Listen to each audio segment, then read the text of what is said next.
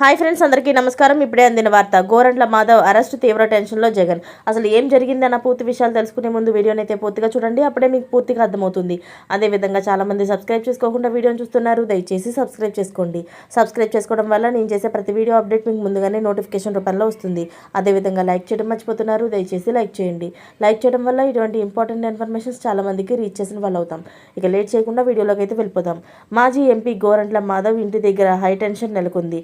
గోరంట్ల మాధవ్ ఇంటికి పోలీసులు భారీగా చేరుకున్నారు. మృతి చెందిన వైసీపీ కార్యకర్త కుటుంబాన్ని పరామర్శించడానికి వెళ్లకుండా ఆయన్ను అడ్డుకున్నారు. గేటుకు తాళం వేశారు. గోరంట్ల మాధవ్ బయటకు రాకుండా ఆయన ఇంట్లోనే పోలీసులు మోహరించారు. పోలీసులతో గోరంట్ల మాధవ్ వాగ్వాదానికి దిగారు. విషయం తెలిసి గోరంట్లకు మద్దతుగా వైసీపీ శ్రేణులు భారీగా తరలివచ్చారు. కాసేపు పోలీస్ వర్సెస్ వైసీపీగా హైటెన్షన్ క్రియేట్ అయ్యింది.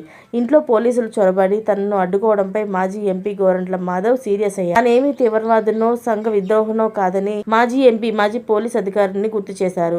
తనకు చట్టం తెలిసిందని, అలాగే పోలీసులు తనను ఇలా అడ్డుకోవడం అంతా తగదని మండిపడ్డారు. పరిటాల బంధువులు తమ పార్టీ కార్యకర్తలను చంపారని, ఆ కుటుంబాన్ని కలిసి ధైర్యం చెప్పేందుకు వెళ్తున్నానని అన్నారు.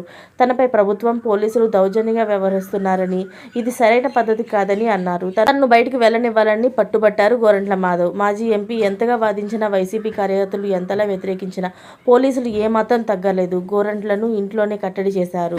దాదాపు హౌస్ అరెస్ట్ చేశారు. మరిన్ని లేటెస్ట్ అప్డేట్స్ కోసం ఛానల్ని సబ్స్క్రైబ్ చేసుకోండి. Thanks for watching friends.